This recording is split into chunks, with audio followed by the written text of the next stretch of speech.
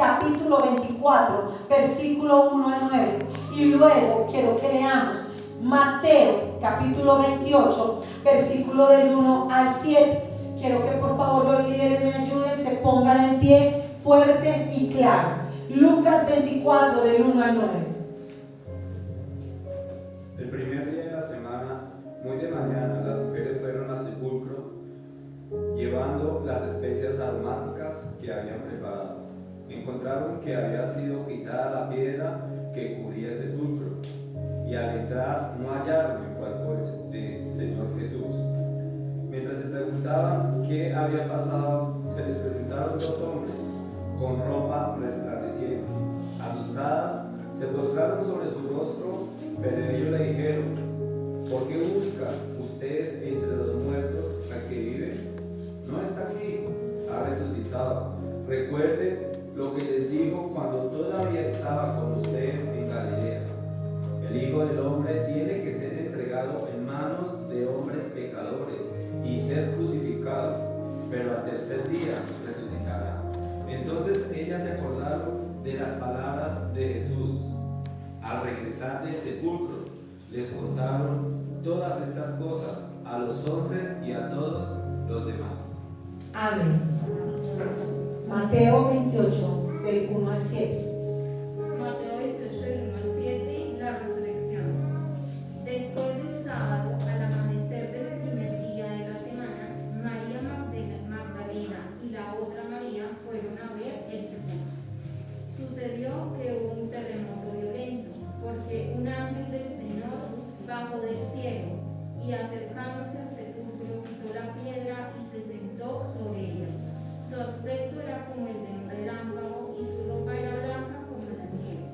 Los guardias tuvieron tanto miedo de él que se pusieron a temblar y quedaron como muertos. El ángel dijo a las mujeres: no tengan miedo, sé que ustedes buscan a Jesús, el que fue crucificado. No está aquí, pues ha resucitado, tal como dijo. Vengan a ver el lugar donde lo pusieron. Luego vayan pronto a decirles a sus discípulos: Él se ha levantado de entre los muertos y va delante de ustedes a Galilea. Allí lo verán. Ahora ya lo saben. Amén. Ambas escrituras, tanto los otros dos evangelios, narran de una manera diferente la resurrección de Jesucristo. Nosotros sabemos que el libro de Lucas fue escrito obviamente por el apóstol Lucas, que era un médico. El apóstol Lucas era un médico gentil, y su libro está dirigido a todos los gentiles y a todos los creyentes, a todas las personas que en ese momento estaban naciendo en la iglesia. Y él es bastante específico en lo que habla cuando dice: ¿por qué buscan entre los muertos al que vive? ¿Por qué están buscando a alguien allí que ya no está, sino que está? No busques a alguien en el reino de los muertos cuando ya está en el reino de los vivos. Nosotros también vemos a Mateo, y en el texto que leía Carmen de Mateo, Mateo es un leví, es un judío, y el libro de Mateo fue escrito a todos los judíos, dirigido a los judíos para que ellos pudieran creer en su Mesías, en que ese Cristo al cual se les había profetizado, se les había predicado por muchísimos siglos antes, ellos pudieran creer que ese Jesús era ese Hijo de Dios, el que había sido anunciado. ¿Por qué buscas entre los muertos aquel que vive? ¿Por qué la tumba hoy está vacía? ¿Por qué la piedra fue corrida? Porque en algunos de ellos dicen: hubo un terremoto que tembló. Dice Mateo: hubo un terremoto, algo sucedió, hubo un estremecimiento en el reino de la tierra, de los cielos. Lucas tal vez dice: la piedra fue quitada, la piedra ya no está, está la tumba vacía. Si tú vas a leer el libro de Juan, tú en Juan ves cómo él narra que aún los sudarios de Jesús y el manto que le colocaron en la cara de Jesús estaban completamente intactos en el lugar de la sepultura. Nosotros vemos que no fue que a él se desamarró, es como si él hubiera traspasado la ropa, porque sus vestuarios estaban completamente intactos. Y Juan lo narra, estaba completamente intacto toda su vestimenta. Él había sido crucificado el viernes. Dice que pasó un día, porque el siguiente día era sábado y era el día de reposo. Era el día en el que nadie podía hacer nada. Y dice que las mujeres tomaron ungüentos para ir a embalsamar, para ir a adorar, para ir a honrar el cuerpo de Jesús. Pero allí ya no estaba. Estaba María, estaba Juan, pero ya no lo encontraron en aquel lugar. Y si nosotros vamos a ver en ambos textos, en uno, ellas simplemente entran y miran y dicen, ¿dónde está? Y dice, y él mismo se desaparece. Y Jesús dice, no se preocupen, no se asusten. ¿Acaso no me conocéis? Soy yo. Pero vemos en la otra escritura que dice que aparecen dos ángeles. Y los ángeles les dicen, no busquen entre los muertos aquel que vive. Son textos iguales, es una misma situación narrada por apóstoles diferentes. En el mundo hay muchas religiones. No estoy hablando de sectas, estoy hablando de religiones, porque una religión y una secta son diferentes. Y en el mundo hay miles de religiones, pero ninguna de ellas tiene la base en la fe cristiana que tenemos nosotros, porque tal vez esté Mahoma, está todas esas personas a las cuales ellos adoran, pero ninguno ha resucitado después de haber muerto. Eso es lo que le da valor a nuestra fe, eso es lo que le da sentido a nuestro vivir, porque Cristo, aunque murió, luego se levanta, y cuando Él se levanta y cuando Él resucita, Él gana cosas para nosotros. Él hace que nosotros podamos compartir, óigamelo bien, de las bendiciones, de las cosas que Él ha declarado y enfatizado para nosotros. Cada cosa de la vida que Jesús vivió tuvo un significado, tuvo un norte, tuvo un propósito, tuvo un porqué. La vida de Jesús no fue escrita porque a alguien se le ocurrió inventar algo, sino que la venida de Cristo estaba más de 2000 años antes de que Él viniera a la tierra. Estaba profetizada, estaba declarada por personas que nunca tendrían la oportunidad de verlo ni de conocerlo. Tú tienes que sentirte orgulloso, tú tienes que sentirte orgullosa de tener a un Cristo vivo, que vive dentro de ti, que ha ganado cosas dentro de ti. Tal vez nosotros vivimos una vida demasiado rápida y se nos olvida el por qué estamos aquí, se nos olvida el por qué nos reunimos cada semana, se nos olvida porque cada mes nosotros preparamos una mesa, porque es que Jesús da sentido a la mesa que hoy está vestida aquí, porque los discípulos compartieron una última cena con ese Jesús encarnado, hijo de hombre. Pero resulta que tú y yo tenemos la oportunidad a través de este acto profético de compartir una cena, ya no con el Cristo muerto, ni con el Cristo encarnado como hombre, sino con el Cristo resucitado. Pero para que esto tú lo entiendas, tú lo comprendas, tú tienes que tener fe, tiene que revelarse el poder de Cristo resucitado. ¿Por qué los cristianos católicos utilizan una cruz aquí en su pecho? Tal vez una cruz en su mano, muchos lo ponen en su tobillo. Ellos hacen énfasis y saben que hubo un Cristo que fue clavado en la cruz. Y nosotros conocemos de las bendiciones, porque dice que su costado fue traspasado, y dice que cuando su costado fue traspasado, toda nuestra área emocional es tocada y ministrada. Dice que cuando el sudor era como grandes gotas de sangre, que ella no sudaba agua, sino sangre del dolor que él sentía. Dice que él aún, toda la salud espiritual, mental de nosotros ha sido tocada. Dice que nuestras enfermedades en la cruz fueron sanadas, y sabemos y reconocemos de la grandeza de lo que Dios hizo en la cruz. Pero cuál más grande obra, no recordar solamente a un Cristo en un madero, en una forma de una cruz, sino verlo con ese símbolo de la tumba vacía, con ese símbolo de una piedra corrida un poco, y como con el resplandor de la luz de la mañana, de ese día de reposo en el cual Él estaba resucitando. Amén. Amén. Es grande y es poderoso lo que Él hizo, porque es increíble cuando los ángeles hablan a María, hablan a las mujeres y hablan a Juan, porque dicen: ¿por qué buscan en la tumba al que vive? Dicen que a menudo vemos personas que buscan a Dios entre los muertos. Esas personas se dedican a estudiar la Biblia como si fuera un documento histórico, y van a la iglesia como si fuera un servicio fúnebre.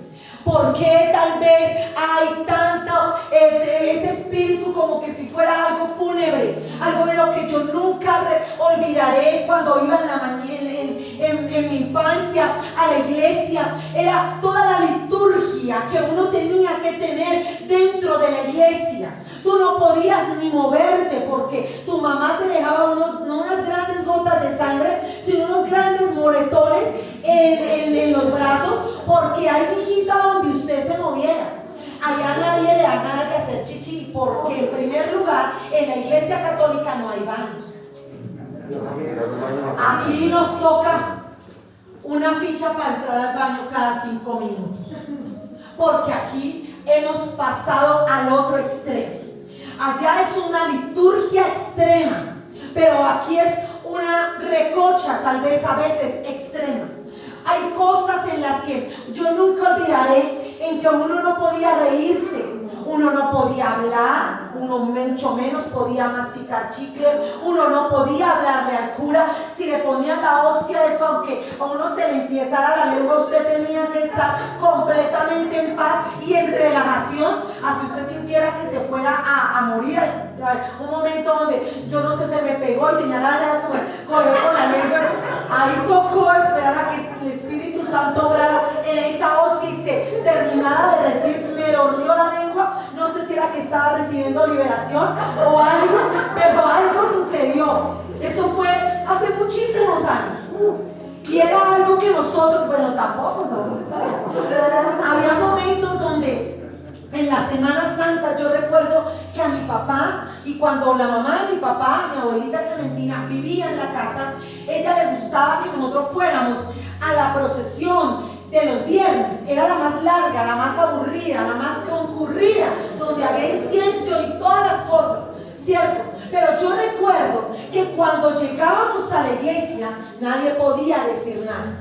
A veces la gente busca a Dios en esa liturgia y buscan a Dios como si fuera algo histórico que estudiar o que experimentar, o como cuando estudiamos la era paleozoica. Entonces sabemos que vamos a encontrar a todos los homo sapiens, de los que dicen que nosotros venimos, que son más feos que nosotros, y nosotros decimos: ahí están los homo sapiens, son de la era prehistórica. Y a veces creemos nosotros como cristianos meternos en ese tiempo histórico y buscar a Dios en eso histórico, pero resulta que Cristo en lo histórico no está. Amén.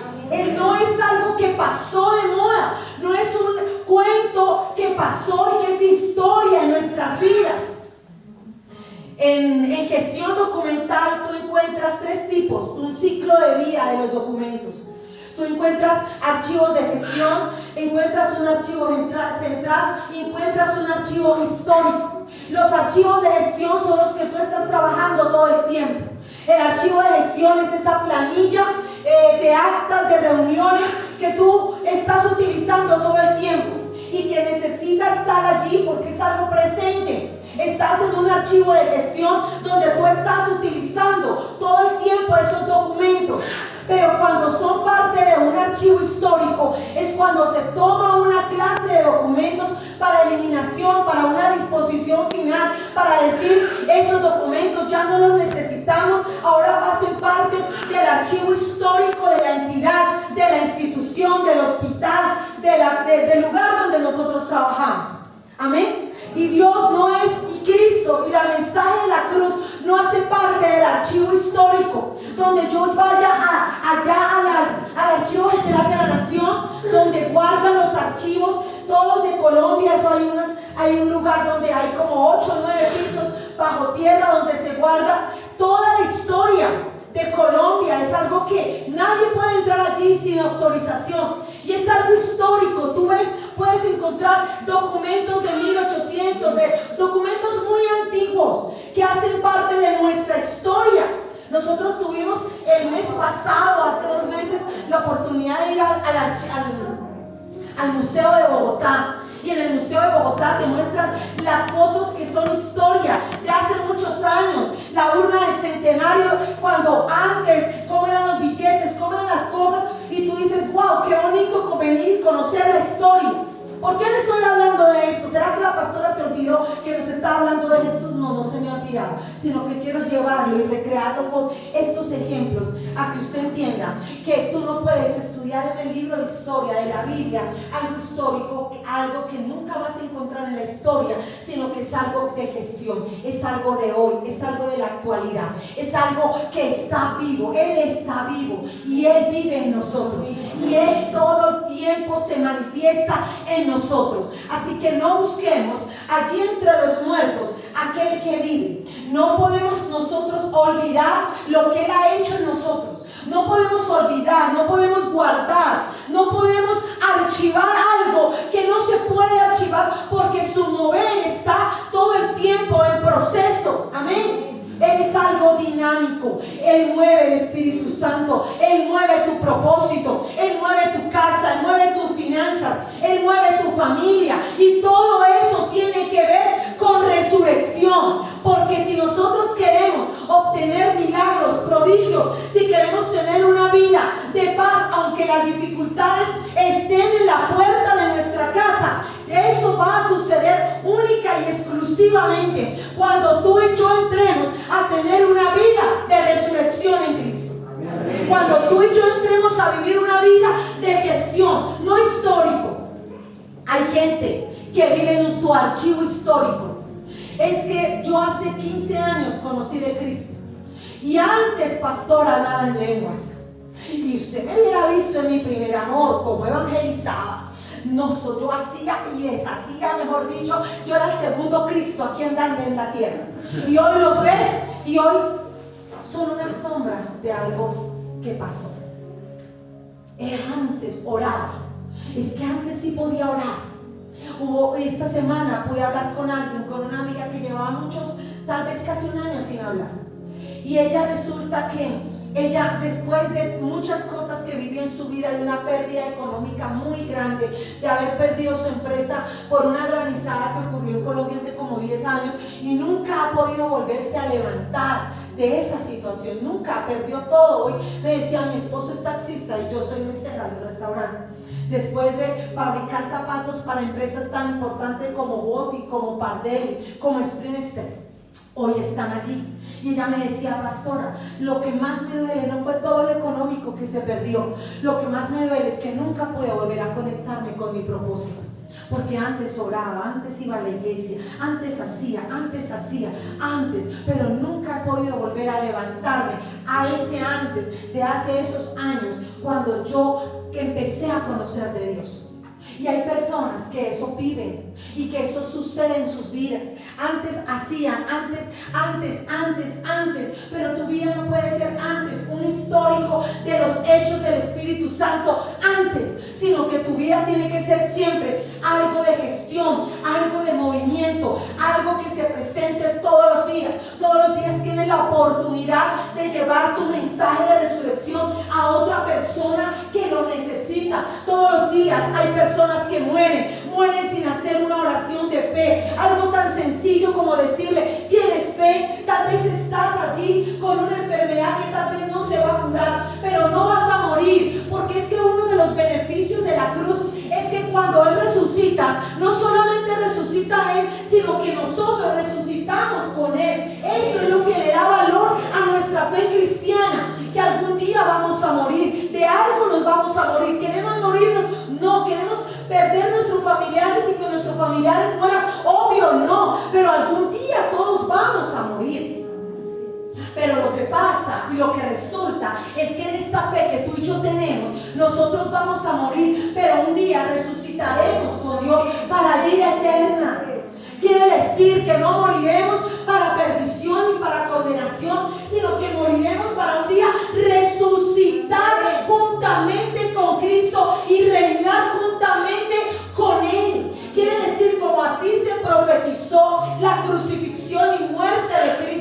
también está profetizada la segunda venida de Dios. ¿Cómo así, pastor? Así, Jesucristo vendrá por segunda vez, pero ya no vendrá a nacer en un pesebre, ya no vendrá a nacer de una mujer llamada María, ya no vendrá para ser atribulado, ya no vendrá para ser crucificado, vendrá para reinar en gloria, para establecer su reino.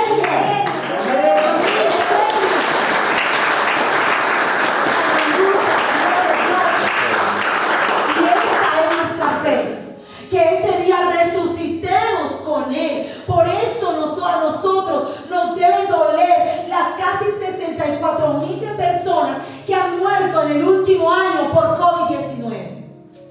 De las 64,000, si nosotros tuviéramos al lado de Pedro, que es el que dice que tiene un librito cuando entra al reino de los cielos, si tuviéramos, yo le decía ayer a las mujeres, si tuviéramos la bitácora de entrada, ya saben por qué digo bitácora, si tuviéramos la bitácora de entrada al cielo, diríamos de 64,000 han entrado solamente 5,000 al reino de los cielos. El resto ha muerto para perdición, para nunca más levantarse, para condenación. Por eso a nosotros nos debe doler la gente que muere todo el tiempo, todos los días. Por eso este es un mensaje rápido. Esto es un mensaje ágil, este es un mensaje que tiene que pegar en usted, pero cuando pegue en usted, tiene que pegar en otras personas, porque si no pegan otras personas, entonces el mensaje se va a quedar estancado en usted. Ese es uno de los grandes misterios del Evangelio. Es algo que nunca podemos olvidar, amén. Es algo que siempre tenemos que tener presente en nuestra vida cotidiana. ¿Por qué la resurrección? ¿Por qué la resurrección es importante? Y yo quiero enseñarles algunas cosas de por qué la resurrección es importante. Alguien me decía, no voy a decir quién, el viernes, pastora, yo nunca había escuchado ese mensaje de las 7 palabras. Y yo le decía, amén. Y tal vez varios de ustedes dirían, ese mensaje que dieron ustedes el viernes a través del servicio fue demasiado bonito y demasiado diciente, porque una cosa era sentarse en la iglesia católica y escuchar casi que medio latín y que medio colombiano una palabra, pero tal vez en ese momento no entender. A tú tomar la Biblia y decir tengo sed, pero él ¿por qué tenía sed? ¿De qué tenía sed él? No era solamente de agua, era sed de qué, de justicia, sed de almas, sed de muchas cosas, amén. Entonces así hay cosas importantes del por qué es necesaria e importante la resurrección. La primera, Cristo resucitó. Nuestro mundo se dirige a la redención y no a la perdición. Quiere decir que tu fe no está dirigida a la perdición, sino que tu fe está dirigida a la redención. ¿Ustedes lo entienden? ¿Ustedes lo entienden? Ustedes entienden que su mundo está dirigido a la redención. Y ustedes entienden que cuando Juan dice que él subió, él ascendió después de haber resucitado, dice que él se sentó. ¿A dónde se sentó él? ¿A la diestra de quién? De Dios el Padre. Dice que juntamente con él, ¿a quién sentó? A todos nosotros nos sentó. ¿En dónde? Allí, junto con él, en los lugares celestiales. Quiere decir que en usted hay un ADN de redención. Yo no sé si usted está entendiendo eso. Yo no sé si usted está entendiendo que su ADN está un ADN de redención, un ADN de resurrección, un ADN de victoria. No sé si alguien te ha preguntado, Virginia, pero ¿cómo lo haces? Lucelima, pero ¿tú cómo lo haces? Alba, ¿cómo lo haces? Alexander, ¿cómo lo haces? David, ¿cómo lo haces?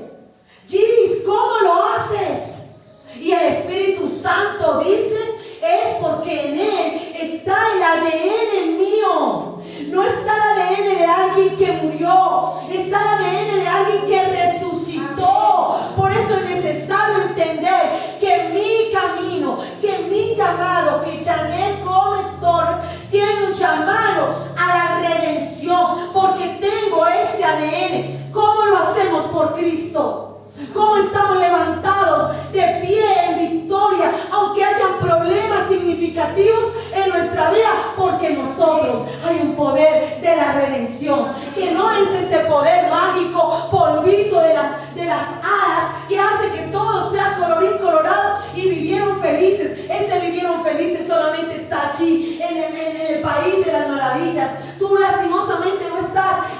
papel, tú no eres ni Alicia, ni el sombrerero, ninguno de ellos, no. Tú eres un hombre y una mujer hecha a la imagen de Dios con un ADN de redención, que sabe y conoce que hay un propósito, que hay una misión en nuestra vida, pero que por encima de todo eso tenemos un ADN de victoria, y que siempre habrá victoria sobre todo lo que tú tengas, que habrá redención sobre todo lo que tú poseas, y que habrá ese poder de la resurrección en cada momento de tu vida. ¿Cuántos lo creen?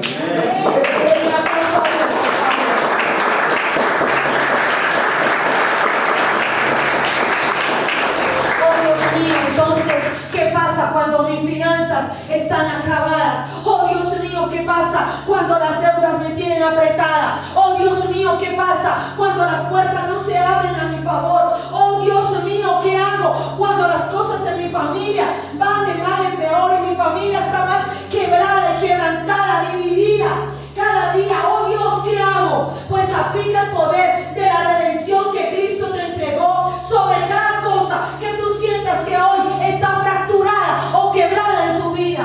Amén. Aplícala. Ay, es que ¿por qué estás hablando de que Él levanta y resucita y bendice mis finanzas? Porque es parte de ti. Porque al que más le conviene, al que más quiere, el que más anhela ver a usted bendecido y con finanzas es a Dios.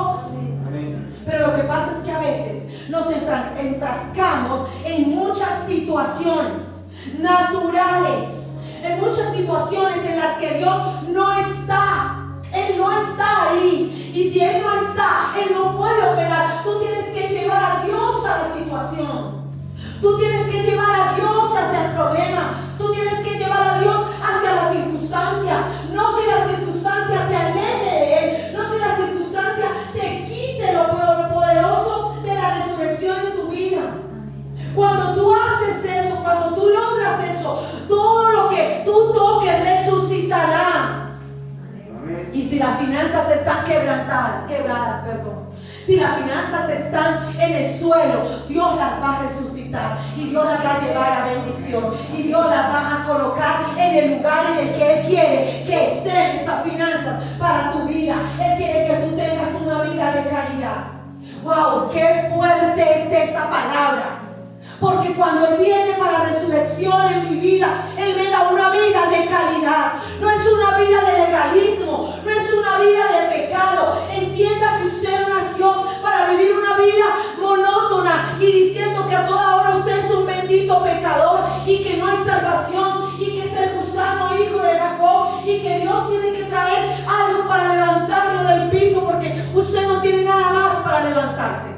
Pues déjeme decirle que Cristo ha colocado tantas cosas en usted, tantas cosas valiosas, que Él quiere que en ti haya una calidad de vida, y que para que en ti haya una calidad de vida deben haber unas finanzas que sobre ustedes sean fluyentes y que no estén hoy sí, mañana no, hoy sí, mañana no, sino que sean duraderas y permanentes todo el tiempo. Tú activas el poder de tu redención cuando tú traes una ofrenda, cuando tú traes un pacto, cuando tú traes una semilla, cuando tú apartas tu diezmo por encima de cualquier circunstancia. Tal vez no hemos entendido el secreto de lo que es un diezmo. Es difícil apartar el diezmo, sí lo es, porque hay miles de cosas por pagar. Y siempre habrá más cosas por pagar que cosas por guardar. Siempre habrá más en el debe que en el haber. Siempre. Ese bendito cuaderno no me funciona. Y cuando yo estudié esa contabilidad, no, usted era María. No, madre mía, me tocaba hacer intercesión y ayuno en 40 días para poder pasar contabilidad. No, a mí eso no me cuadraba.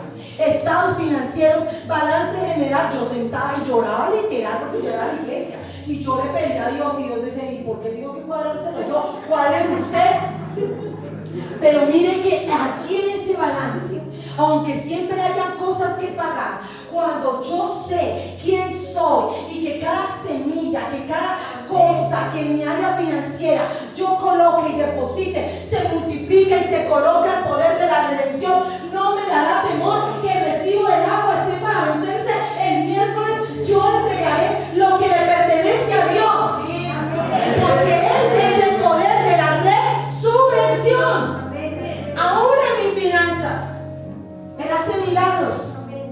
Mi esposo decía, necesitamos un milagro. Y yo, amén, ya somos dos. Yo decía, amor, ya somos dos. Consejo maravilloso de sus pastores con cariño y con nuestro corazón. Nunca hablan de los problemas de las deudas y las cuentas por pagar a las 11 de la noche. Porque no duermo.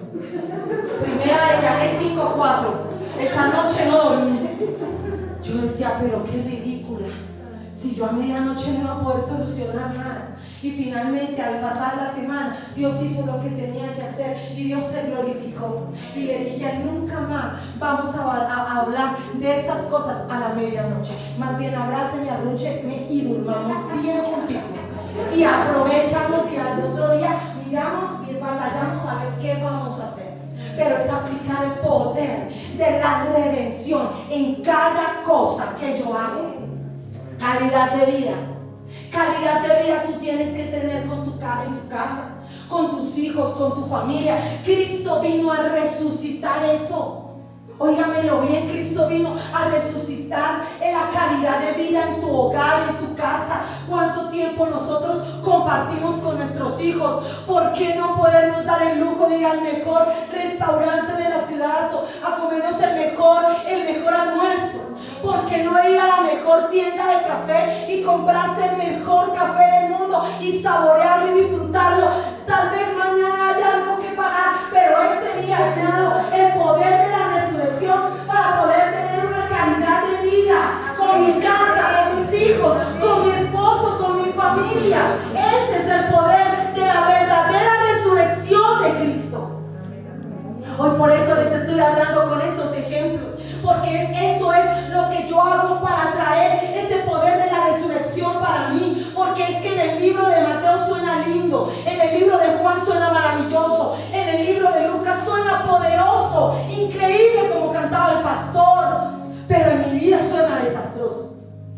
O sea, allá suena increíble, pero acá suena patético. Y dice, ¿y esto qué es? Mejor me digo que soy cristiano, porque qué oso, qué pena. La gente que va a decir que mi calidad de vida tengo. ¿Por qué? Porque me ha faltado el poder de la resurrección para traer todo eso a mi vida cotidiana. Porque ese es el mensaje de la cruz, un mensaje que tú tienes que traerlo a tu vida cotidiana. Que entras a tu empresa a las 7 y luego sales a las 7. Entre 7 y 7 tienes que tener el poder de la cruz, de la resurrección en tu día. O si no, esas 12 horas serán las 12 horas más terribles de tu día. Porque va a ser ese día berriondo, día que todo sale mal, nada fluye, la ruta no pasa, el Transmilenio se llena, me pegan en la cabeza en el alimentador, me dijo Carmen, me agarraron la moña, llegué con dolor de cabeza, se me olvidó el café, eso sí es un desastre, se olvida el café de la mañana, no, eso sí es terrible. ¿Cómo llevar el poder de la resurrección a ese día de caos, a ese día de trabajo, a ese día, a esa noche que de verdad que uno dice, no voy a dormir? Hablamos de los problemas, de lo que falta dormir. No, mejor durmamos, traigamos a Cristo de la resurrección, porque Él me trajo a mí reposo, me trajo paz. Me trae paz, me trae eso que nada, que el mundo no me puede dar. Por eso Él le dijo a los discípulos, mi paz os dejo, mi paz os doy, porque la paz que yo te traigo no te la puedo entregar y no te la puede dar nadie, solamente yo. Así que bienvenidos a este tiempo. Bienvenidos a todos los que tienen problemas y dificultades. Bienvenidos a todos los que en esa noche no hemos dormido porque al día de mañana nos cortan el agua y no sabemos qué hacer. Bienvenidos a esos que hemos visto los milagros poderosos, porque el poder de la cruz y de la resurrección ha estado con nosotros todos los tiempos. Bienvenidos a este tiempo increíble. Denle un aplauso a Dios, por favor.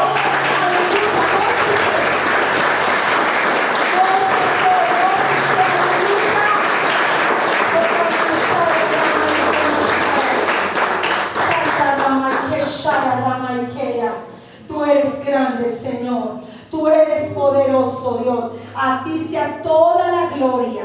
Ese es el Cristo que Él quiere que tú prediques. Ese es el Cristo resucitado que quiere que tú lo recuerdes, que tú lo tengas. Hoy es un día de resurrección. Y hoy no es el día específicamente, porque ese tiempo es en otra fecha, pero es la fecha que se escogió para conmemorar algo. Y hoy tú y yo no podemos solamente conmemorarlo un día, sino llevarlo a nuestra vida. Todas las personas nuevas que nos visitan en esta mañana, yo les doy la bienvenida a esta iglesia. Amén. Yo les doy la bienvenida a una iglesia de resurrección. A una iglesia donde no les vamos a predicar a ustedes es que aquí ya no hay problemas y gócese y regocíjese. No, aquí les enseñaremos que aún en medio de sus circunstancias, Dios, el Dios de la resurrección, está con nosotros. El Dios de la resurrección está con nosotros. ¿Cuántos lo creen? Amén. ¿Cuántos lo creen? Amén. El poder de Dios en la resurrección está dirigido a acabar con el pecado, a crear nuevas vidas y a prepararlas para la segunda venida. Mire, yo les voy a decir algo. Nuestra carne es algo que es difícil de manejar. Nuestra naturaleza pecaminosa es algo difícil de manejar, pero hay algo que Cristo ganó en la resurrección, y fue el dominio sobre la carne, y fue el dominio sobre los pecados. Tú y yo no podemos dejarnos dominar por el pecado, porque yo les voy a decir algo. Cuando tú y yo nos dejamos dominar por el pecado tiene una connotación, y la connotación del pecado es que el pecado nos dejó algo, o nos trae algo, nosotros hemos heredado algo, que es el ego. ¿Ustedes han escuchado al ego? Yo creo que hemos escuchado muchas veces al ego dentro de nosotros, en nuestra mente, porque el ego es un segmento del alma donde se ubica, ojo, escúcheme bien, pare mucha atención por favor. El ego es un segmento del alma donde se ubica lo que yo siento, lo que yo quiero y lo que yo pienso. Ese es el ego. Lo que yo siento, lo que yo quiero y lo que yo pienso. Solo importan esas tres cosas: lo que quiero, lo que pienso, lo que quiero tener, lo que deseo. Es mi ego. El ego siempre habla en egoísmo, y el ego siempre habla en primera persona. Qué pena, pastor Pedro, esto es lo que yo siento, no quiero volver más a esa iglesia. Qué pena, pastora Janet, esto es lo que yo siento. Y dejan que hayan raíces de amargura que se metan dentro de ustedes.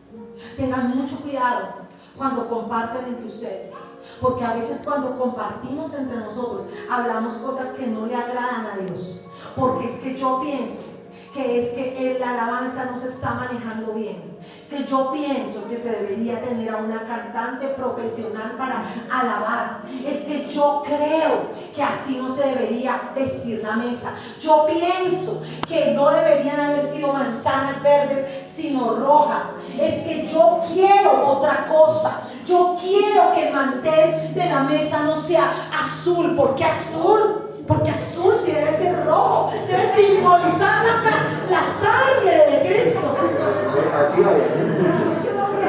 Usted se ríe, pero eso no pasa aquí, pero pasa mucho.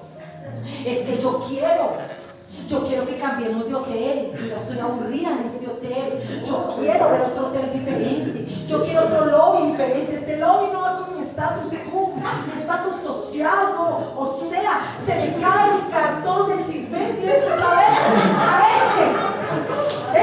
ese Cisben no aguanta este hotel como tal, no sé, Charlotte. Eso ni siquiera tiene un nombre cristiano ni evangélico. ¿Qué significa Charlotte? ¿Qué serán esas viejas ahí con vestidos? Es el efecto del pecado.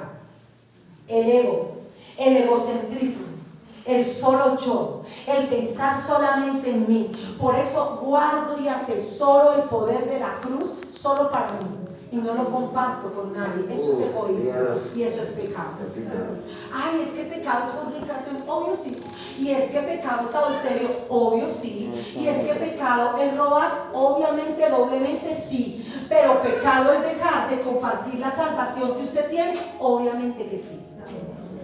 Porque es egoísmo. Dios ayúdame, Dios órame, Dios ámame, Dios ministrame, Dios hágame, Dios no es el sirviente tuyo. Sí, Él vino en calidad de siervo y Él vino a servir, pero no es tu sirviente. El que tiene que estar corriendo con la charola a ver qué le hace falta a usted. Es que le quiero hoy café, pan y chocolate. No, es que solo hay café. Y entonces él va corriendo. No, es que le traje el chocolate con leche lactosada y era leche semidescremada, semidesporo, no sé qué vaina. Entonces le toca a él botar ese y traerle hasta cambiarle la leche que el bebé hermoso quiere que le traiga. Y con la charola buscando. Es que quería los zapatos verdes y me los regalaron negros. Entonces buscando en la zapatería allá a ver cómo es que, Señor, estos me quedaron apretados, son más anchos. Qué pena, señorita, discúlpeme, es que no me acordaba su talla. Son tan duros hijos que me están pidiendo zapatos que no me acordaba mi talla. Él no es tu sirviente. Él espera mucho más de ti. Él espera que tú le des su estatus a él también. Él espera que tú hagas tu parte también, porque Él hizo su parte por ti. Él hizo su parte para ti. Él te entregó a ti bendiciones y tú estás sentado esperando a que la charola venga. Tráeme la charola del recibo, Señor. La charola de la rienda. Ahora, Señor, la charola de un buen hombre para con qué casarme, porque estoy aburrida sola. Quiero casarme, Señor, rápido. Por favor. No, mi verde, con buena plata. Señor, si puede con visa americana para que me lleve y me lleve un sueño americano. Y Dios con la charola, buscando al pobre Señor a ver cuál le va a gustar a usted.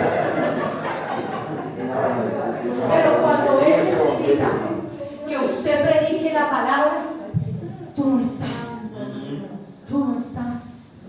Y hay gente que cuando Dios trae las bendiciones, se desaparecen, se esfuman, están ganando plata, están haciendo su vida. Ya el domingo es para ir a Mundo Aventuras, Salitre Mágico, Cinemar, ir a Cars, allá en los estos del norte. Ya no hay espacio para Dios.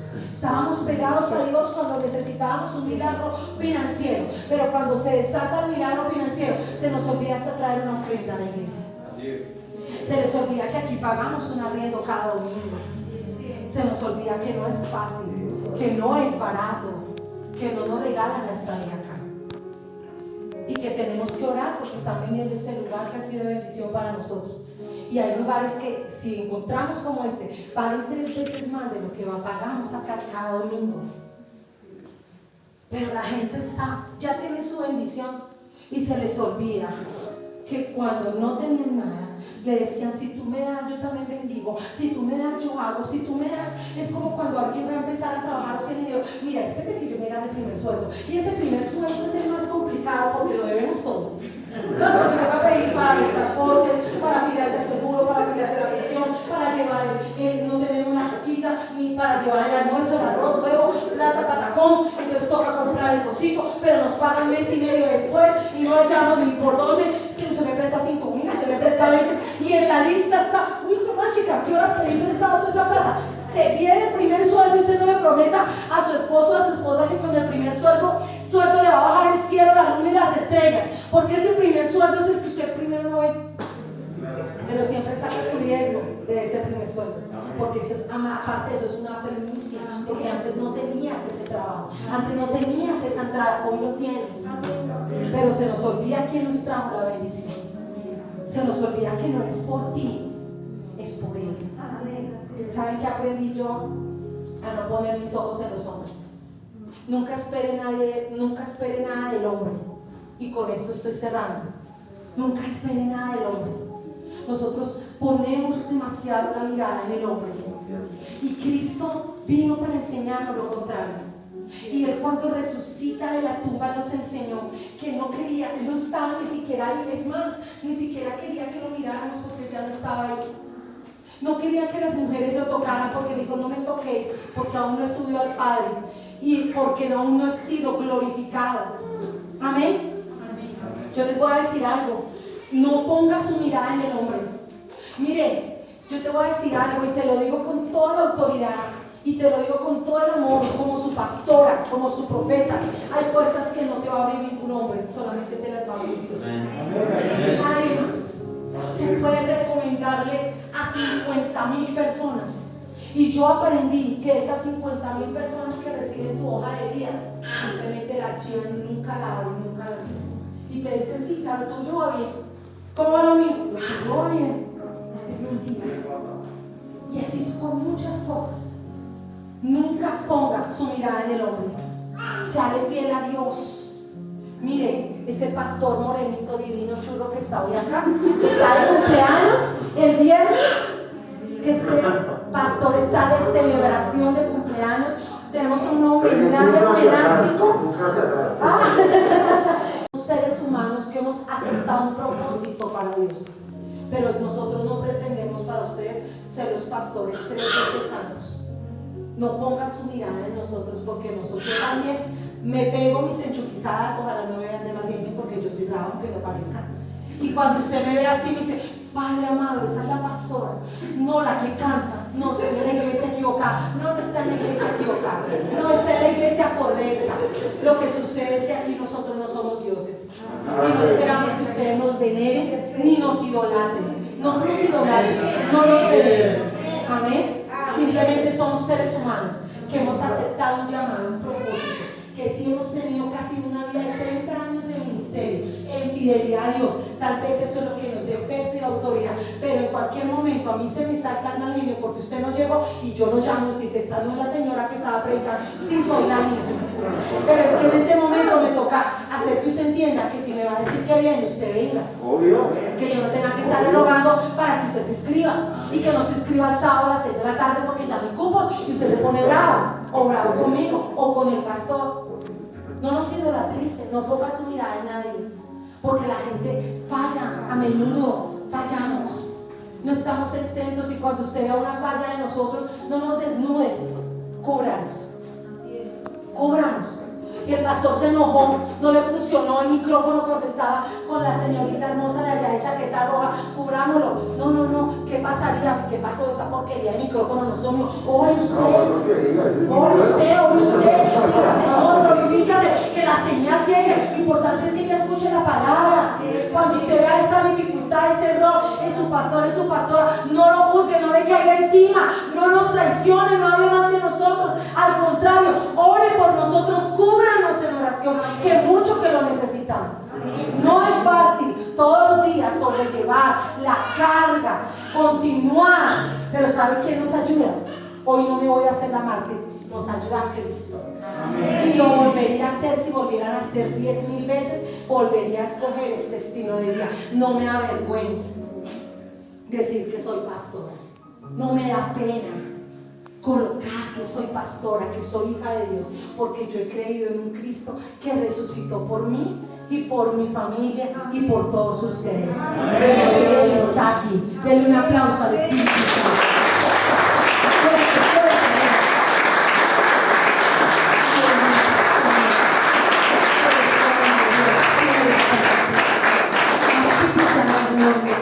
Yo quiero que usted se enamore más de ese Cristo. Así predico yo para los que me escucharon por primera vez. Me encanta expresar mi experiencia, porque sé que mi experiencia se parece mucho a las experiencias de ustedes. No voy a decir de algo que yo no he vivido, porque no tendría valor. Yo hablo algo de lo que yo soy, porque sé que tiene peso, lo he vivido. Viva usted, sumérjase en ese poder de ese Cristo resucitado, sumérjase todos los días. No importa que tengas que esperar años para recibir una respuesta. No importa que pase un mes, 2 meses, 1 año, 2 años, más de 2 años para recibir esa respuesta. Sea fiel. Mire, no le sea fiel porque Él trae la charola trayéndole todas las cosas que usted quiera. Sea fiel porque Él lo merece. Usted sea fiel con Él. Hay momentos donde la respuesta para ti sea no. Tenga el carácter y deje la pataleta. Si Él le dice que no, acéptelo. Si tiene que llorar porque le duele, llórelo, pero supérelo. Levántese y glorifique a ese Cristo resucitado. Yo sé que ustedes de aquí en adelante van a experimentar una vida de mucha gloria, de muchísima bendición esta semana. Tal vez o cuando el Transmilenio los deje, o cuando la ruta no pase, o cuando me la espiche en carne del alimentador, usted va a decir: gloria a Dios. Doy la gloria a ese Cristo resucitado, porque está contigo en tu vida todos los días y todo el tiempo. Nunca lo olviden. Nunca olviden su identidad. Ustedes son lo que son aquí en la iglesia y afuera de la iglesia. Pida Miras cómo se portan en su casa, porque el ejemplo que usted da allá habla más de todo lo que usted ora en las mañanas o todo lo que usted santifica a sus hijos. Usted es el mejor ejemplo. El mensaje y la proclamación del evangelio en la iglesia primitiva fue nada más y nada menos que el evangelio de la resurrección. El apóstol Pablo se extendió de una manera increíble y se me iba a olvidar dar ese texto, porque él fue un hombre que predicó sobre la resurrección, porque él a su carta a los Corintios, en 1 Corintios 15 versículo 55 dice: ¿dónde está muerte tu aguijón? Hoy sepulcro tu victoria, que no pudiste retener al Rey de la gloria. Ese es tu galardón, esa es tu herencia, ese es tu tesoro, esa es tu mejor base de la fe cristiana. Vívanlo, gócensela y denle la gloria a Dios, porque Él está para ti todos los días. Cierre sus ojos, por favor. Oh, aleluya.